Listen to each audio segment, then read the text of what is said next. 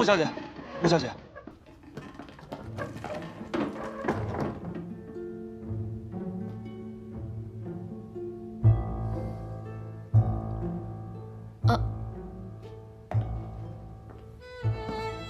穆小姐，小叔叔他喝多了。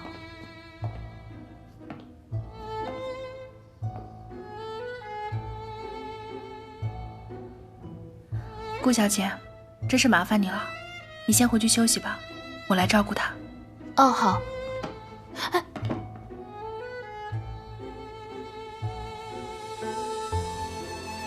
你留下来。啊，小叔叔。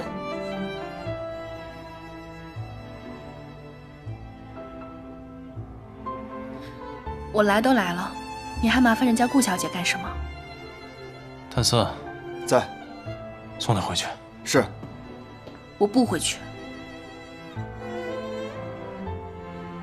你是不是有什么事情瞒着我？不然你不会对我这个样子的。我没事，你想多了。那天你在我家里突然就走了，之后市里服又失约，现在又喝成这个样子，你还非要顾小姐留下来照顾你。双儿是我的家人。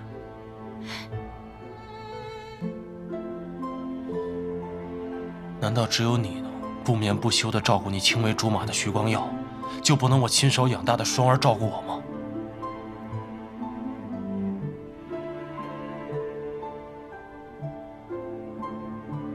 所以你是在和我翻旧账吗？没有没有，穆小姐，小叔叔他喝醉了，说胡话呢。哎，我没翻旧账，实话实说。你记不记得我们之前约法3章的第1条是什么？好，你不说，我说。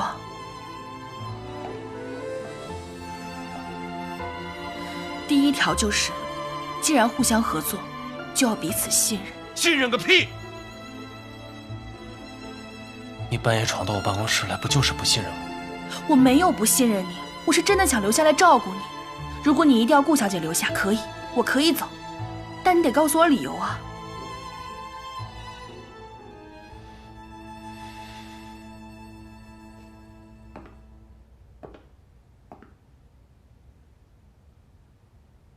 所以你是不打算告诉我实话了，是吗？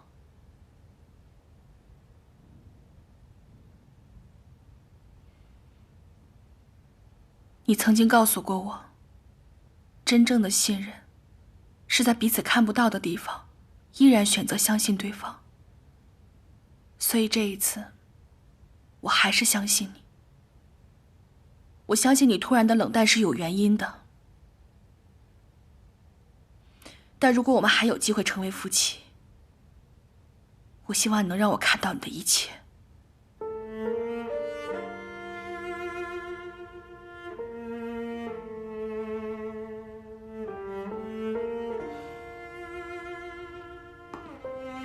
顾小姐，那就有劳了。我。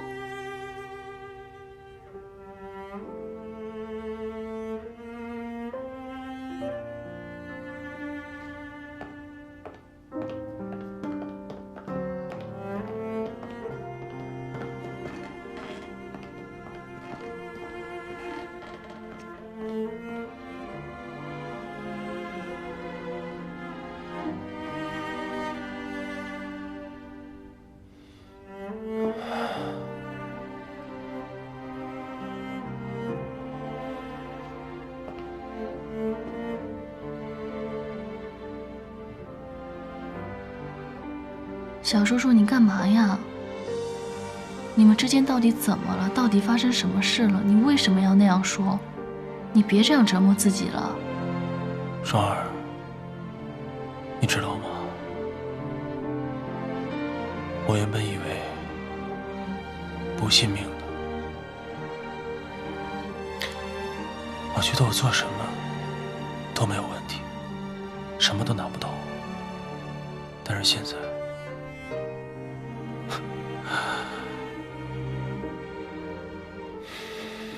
你走吧，我睡了。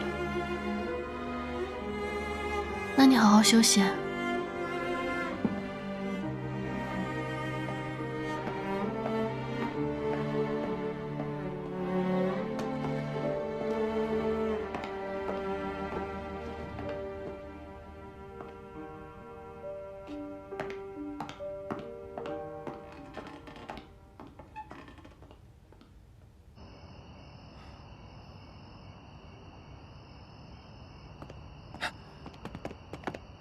穆小姐，你怎么一个人出来了？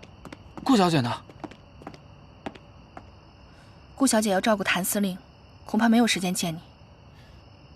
穆婉清，你有没有搞错？他谭玄龄还没跟你结婚呢，这就敢吃着碗里看着锅里了？你就这么惯着他？顾小姐和谭司令是亲人，用不着你来说三道四。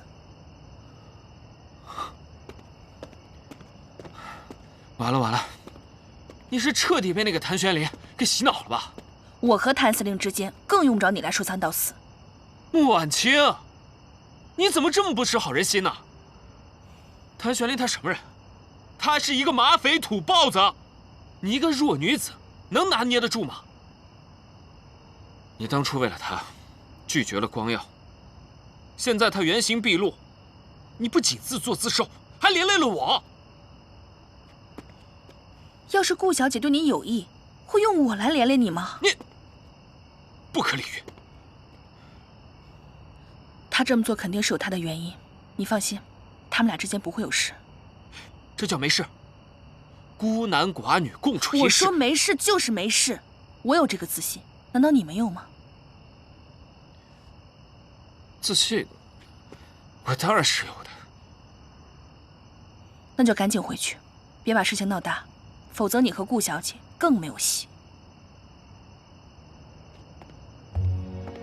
不可理喻！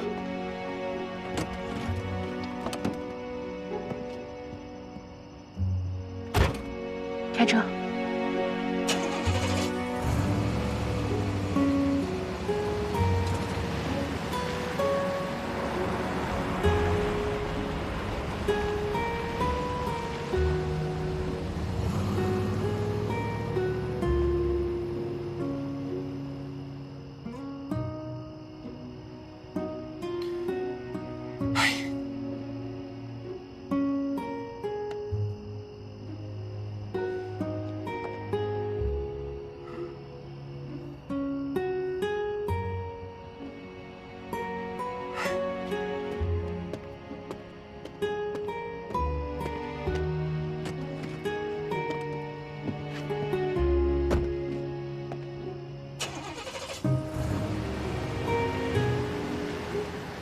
你说我是你的女人，我心里面还是挺开心的。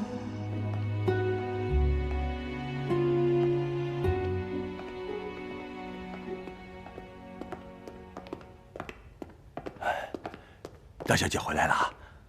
你没事早点下去休息吧。哎，夜深了，你也早点歇着吧。穆管家，那天谭司令有没有说什么？谭司令也没说什么，就是一直在看照片。不过他问了2句照片的事。你把他那天看的相册全部给我。哎，谭司令看的是哪本相册？是这本。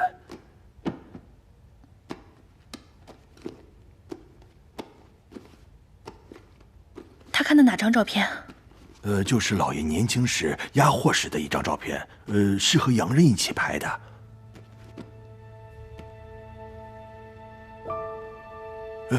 就是这张。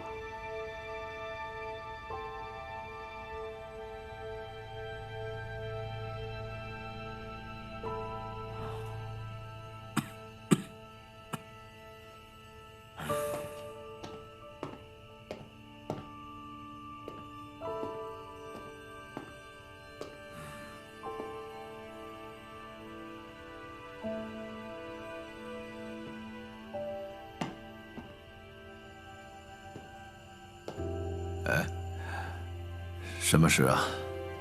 啊，督军相了。山下先生传来的电报说，谭玄龄跟革命党有过密切接触，近期会帮他们中转一批军火到广州。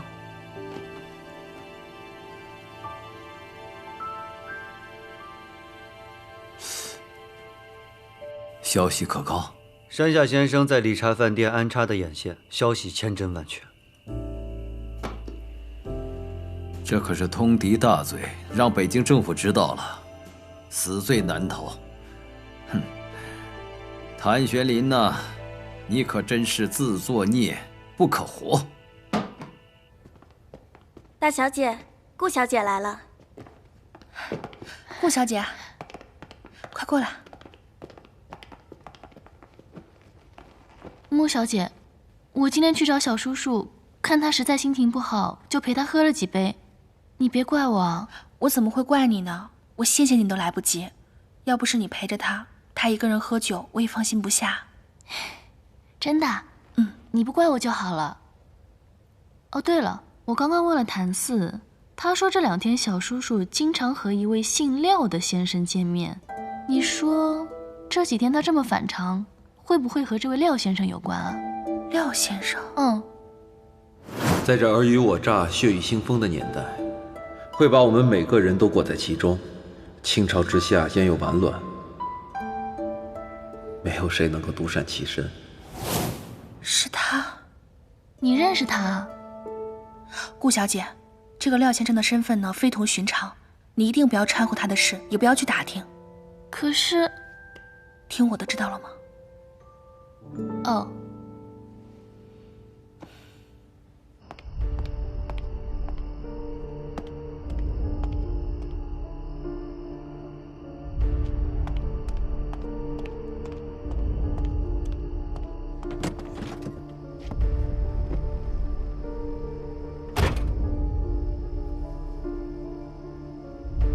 事情办得怎么样了？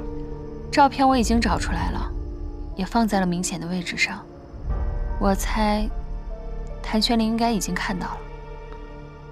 我们要的是确切的消息，不是猜疑。他们又不让我回木公馆，我怎么可能时时刻刻盯在那儿？找个借口，进门去试探一下，最好想办法留在穆婉清的身边。谭玄林看了照片，他不可能对穆婉清还这样的风平浪静。我可以去帮你们试探，但是你们真的能替我搞垮谭玄林和穆婉清，帮我夺回穆家的财产吗？我们的能力不容你质疑，只要你按照我所说的完成，你就会是穆家以后的掌门人。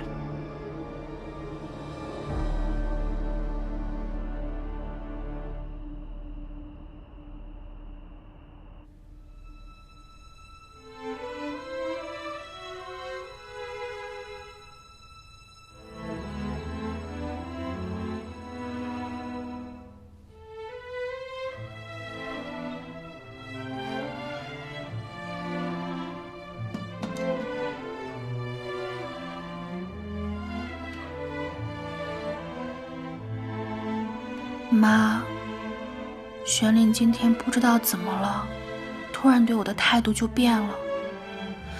你说这男人是不是就是这么善变，就是这么让人琢磨不透啊？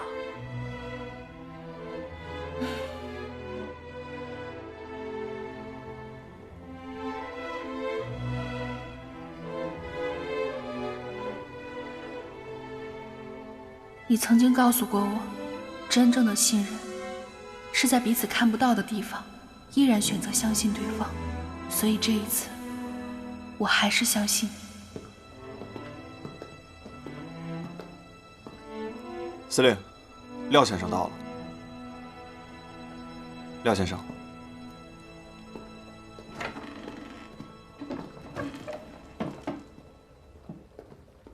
玄林，那批货已经过青岛了，3天之内就应该到上海。我会安排的。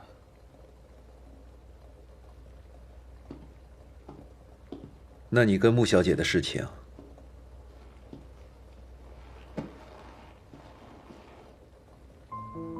我不知道该怎么面对她。那穆姑娘当时只是个孩子，就算穆志远做了什么错事，那跟她也没关系呀。这既然你们这么相爱，那为什么不让父辈的恩怨到此为止呢？我不是没有想过，但一辈子这么长，我如果不管不顾的就娶了她，这根刺会一直横在我们中间。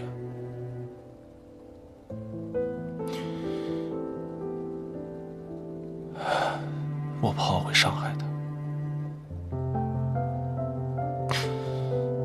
我答应过她，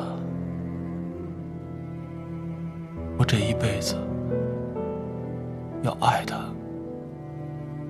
保护她。如果我做不到，我不能娶她。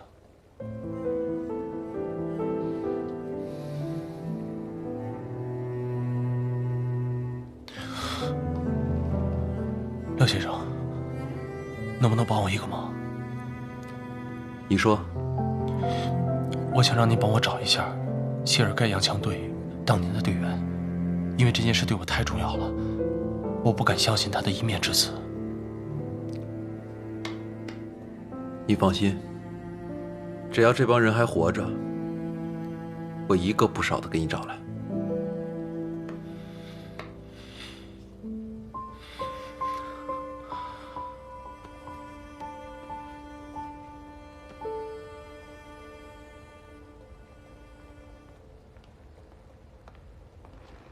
婉婷来了。婉清，坐。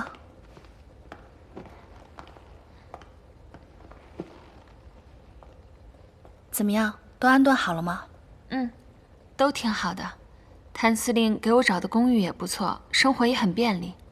那就好，有什么需要帮忙的，尽管和我说。嗯。哎，对了，这个是我从香港给你带的杏仁饼。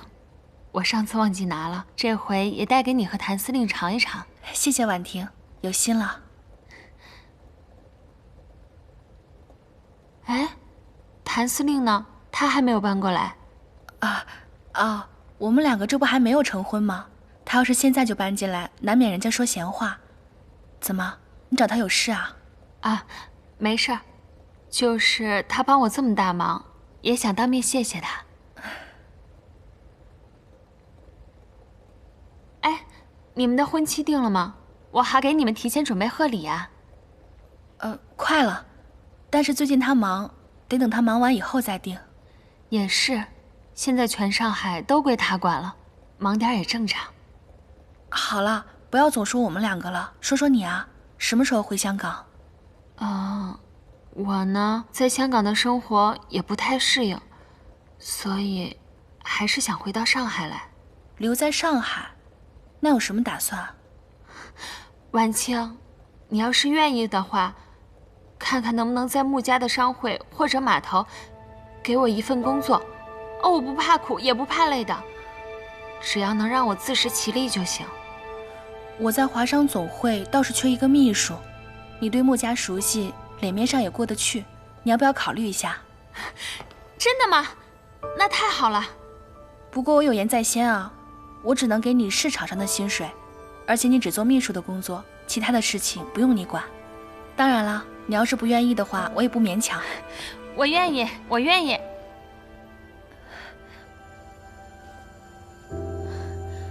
婉清，太谢谢你了。没事。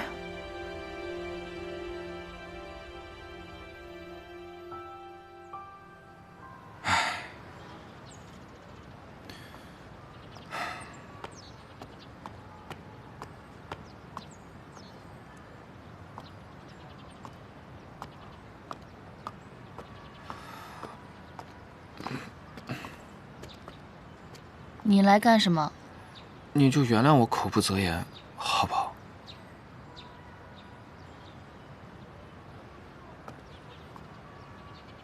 昨天晚上打疼你了吧？我这脸上不疼，心里疼。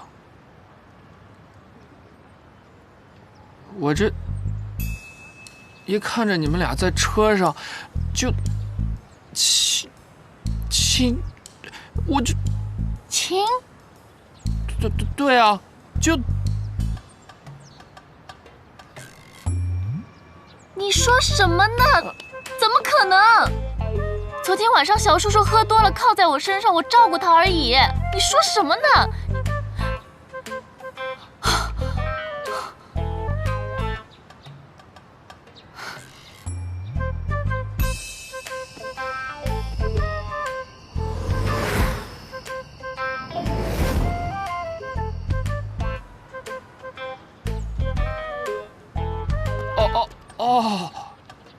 你们没钱，对不起啊，我看错了。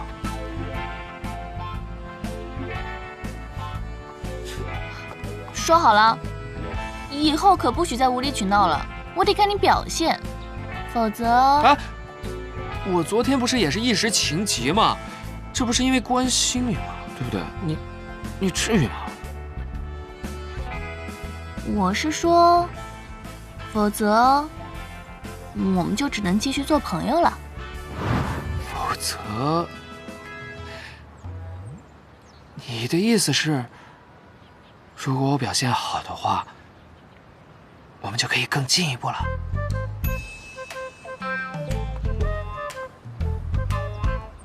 啊！太好了！我终于看到希望了。啊，那我们今天晚上去庆祝一下吧。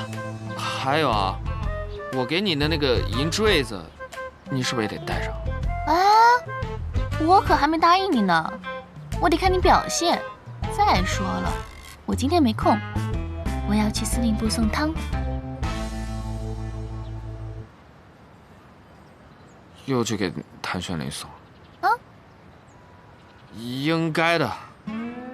这谭司令是你的小叔叔，你们是亲人，照顾他也是你的分内之事。你去吧。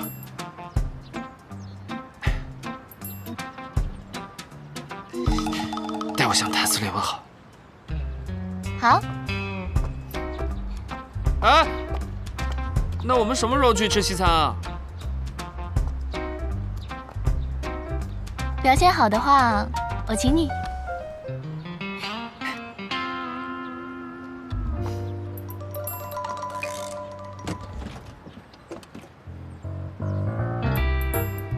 开车慢点儿。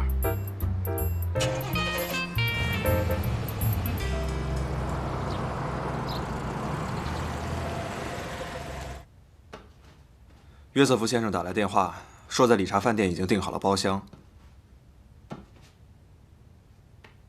徐伯君一下野，这帮租界的洋人对咱们还真是客气了，就连沪上的老板都开始巴结咱们了。没什么好得意的，墙头草罢了。小叔叔，你怎么来了？你这是要去哪儿？头不疼了？不疼了，我要去租界跟洋人谈点事。哦，我还给你炖了汤呢。放这儿吧，我回来喝。嗯。哎，你是又要去找那个费安顿吗？这回不是费安顿，是犹太商人约瑟夫。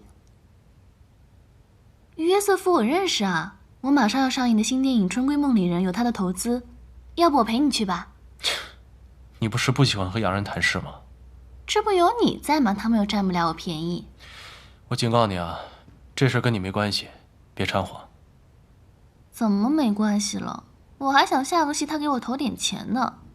现在局势不稳，我们公司老板全家都要迁往香港了，对电影也不上心，这估计以后都指望不上了。也行，那你就跟我去。如果别人问起来，你就说我帮你约了约瑟夫，谈电影投资的事。真的？嗯。好，走吧。走。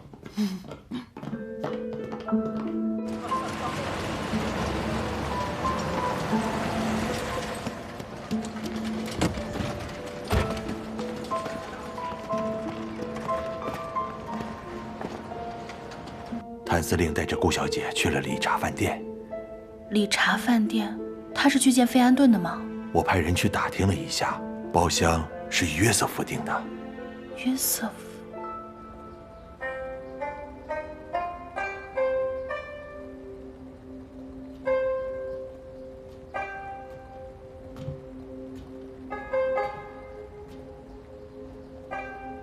你们先出去吧。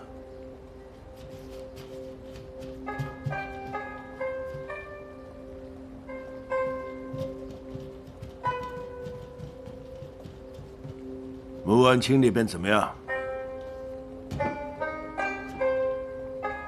穆婉婷已经去穆家试探过了。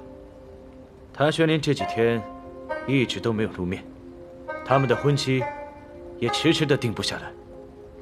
而就在前几天，穆志远头七的时候，谭玄林还当着穆婉婷的面说要尽快的完婚，可见谭玄林对穆婉清已经是起了戒心了。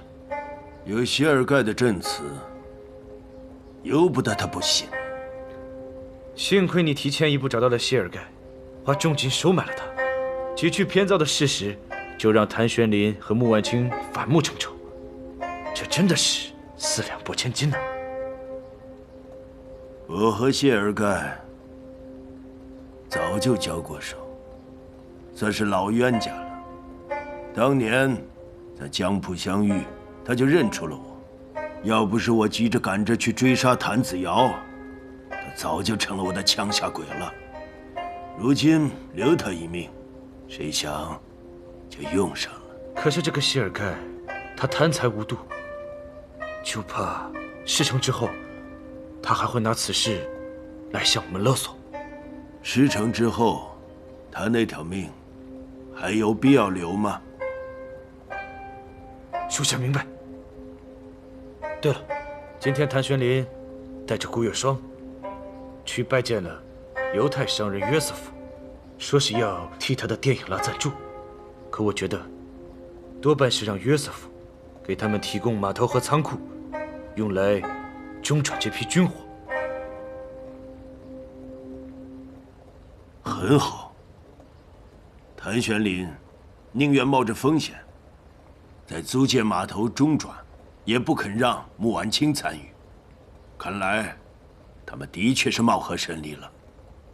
租界码头可不是谭玄林一人说了算，他不可能瞒天过海。你带人给我查清楚这一批军火到码头的具体时间和仓库位置，我们才好动手。嘿。这约瑟夫也是个铁公鸡，说投资我的电影，却拿一批滞销的体育器材来充数。不就是体育器材吗？我全要了，正好给咱们民团的兄弟活动活动筋骨。哎，小叔叔，你刚问约瑟夫借码头的仓库干嘛呀？你要做生意吗？帮一个朋友。是那个廖先生吗？不该问的别问。哦。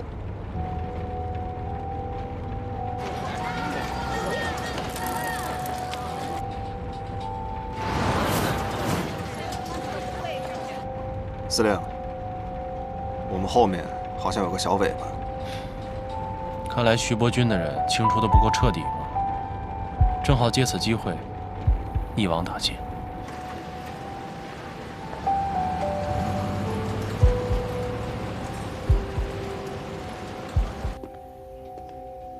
您好。您好，我是日升公司的，我需要一间外滩码头的仓库。听说贵公司有空置的仓库对外出租，不知道可不可以租给我？抱歉，先生，我们这几天的仓库都预订完了。现在也不是旺季，怎么会这么的紧俏？您可以看一下我们的预约登记，确实是没有空余的仓库了。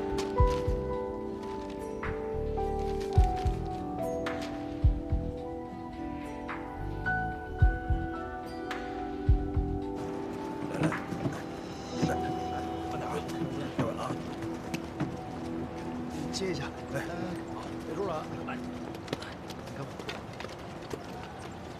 司令，来，小心点啊！来，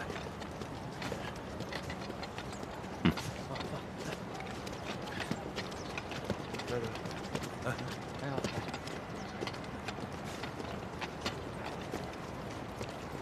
我是上海司令谭玄林，有什么事吗？谭司令，有人举报你这批货物里有违禁品，请接受检查。这里怎么能有违禁品？违禁品？证据呢？谭司令，为了租界安全，请你配合检查。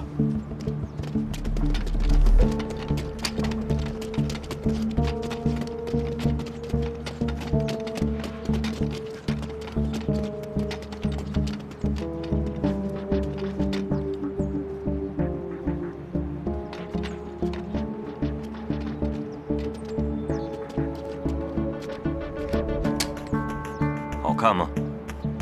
带走。是。走。这我配不配合有什么区别 Open this case。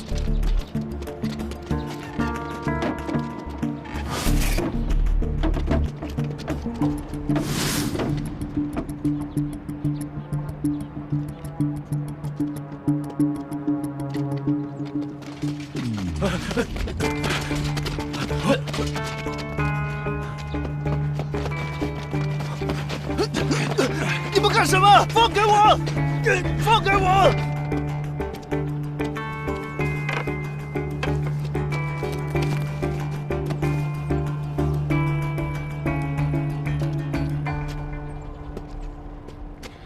该查的都查了，违禁品呢？我向你道歉，我们太唐突了，都有得罪。算了，你们也是为了租界的安全考虑。不过下次要再有人说我私藏什么违禁品，那就是恶作剧了，别理会就是。以后我们肯定会确定真实性。麻烦了。Let's go。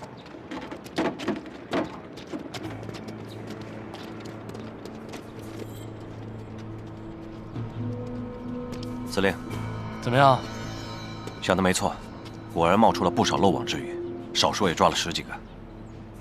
廖先生的船2天后才到，司令虚晃一枪，就炸出这么多奸细。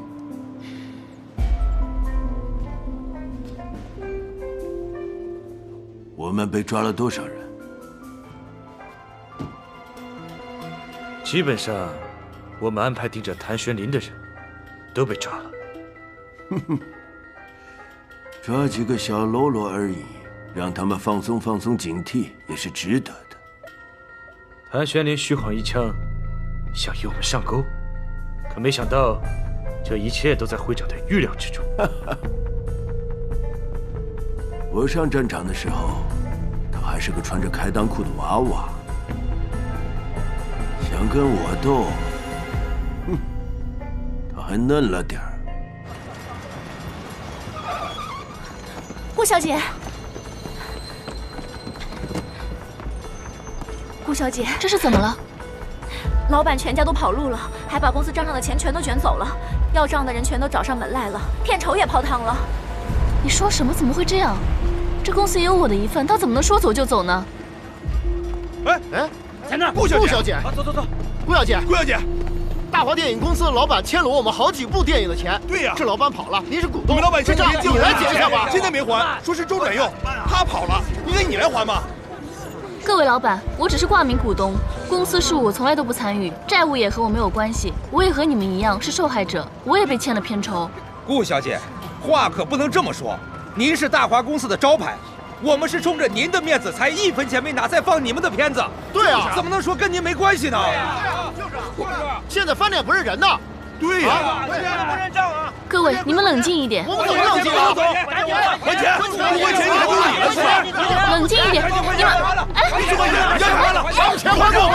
他今天要是不你们要干什么？我们所有影院共同抵制他这部片子。你们凭什么撤我的电影？你们还讲不讲理了？赶紧把你们老板找回来！你欠我们钱，你要还给我们！你去还钱！喂，帮我接司令部。后天中午12点传到上海，你安排好了吗？我们在哪个码头靠岸？从安全上来讲，木家码头有你的民团驻守，肯定是万无一失。不能用木家码头。既然是英国的货轮，就外滩码头吧。这外滩码头属于租界，你的兵进不去，安全吗？这远东最大的商人约瑟夫在外滩码头有10几个泊位，而且自从上次他被卷入庆功宴刺杀之后，我派我民团的兄弟保护他，他应该会给我这个面子。我明白你的心思，可是现在全上海都以为你要跟穆小姐结婚，这如果不用穆家码头，难免会令人怀疑的。约瑟夫已经答应把码头借给我，我自有安排。不。喂，司令，顾小姐出事了。告诉你啊，钱还了，赶快还钱！我再说一遍，这件事情跟我没有关系。哎，耍赖是吧？你别以为你是大明星就了不起啊！说到底，你就是个不入流的戏子，真把自己当少奶奶了你！一个拍戏的能傍上谭司令，还不是男女之间见不得光那点事儿啊！啊！不是，我看谁敢在这撒野啊！各位可都是上海滩有头有脸的人物，为什么要为难一个弱女子？不觉得有点不要脸吗？谭司令，那大华公司欠我们的钱怎么办呢？我们影院也有员工要养，我们这些人也是要吃饭的呀。是啊，大华欠我们钱的老板跑了，他是大华的股东，我们不找他找谁啊？对，反正今天账不结清，我们是不会放他的芯片的。对。好啊，今天不还钱不行，必须还钱。你们不就是要钱吗？只要我把你们的债给还清了，就没什么问题了，对吧？还钱，行啊。我谭玄林以上海司令的名义在向你们担保，大华公司欠你们的钱由穆家商会承担。只不过我有一个条件，必须要放他的电影。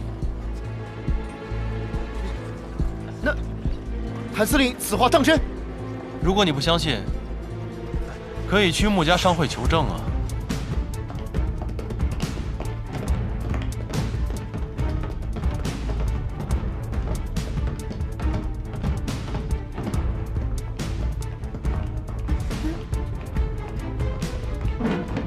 哎，谭司令，怎么回事？哎，玄林。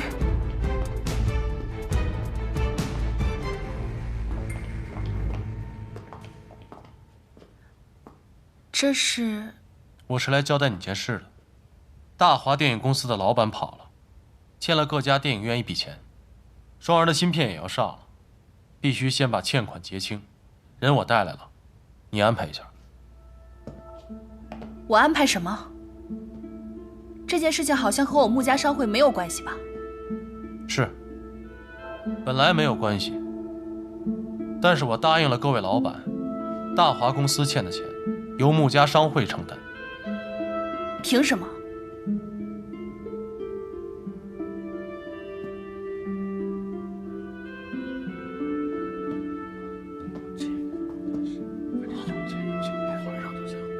没有凭什么，我只是来通知你的。有钱也不能乱花。我问你的是为什么要我来还？因为双儿的新戏要上了，不还钱就上不了，你明白了吗？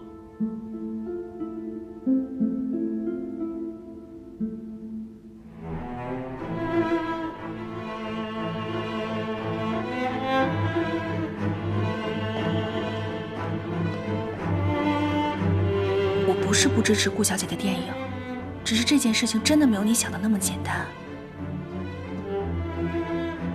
我不管其他的，我就问你能不能快点。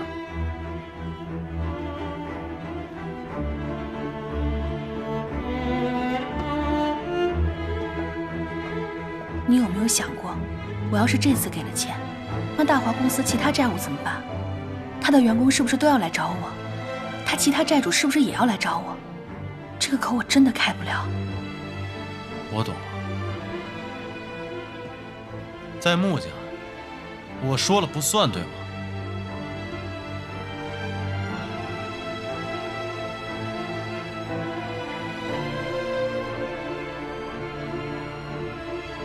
你能不能讲点道理？讲道理。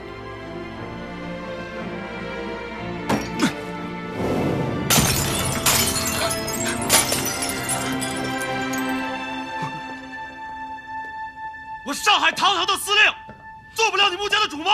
真当我吃软饭的了？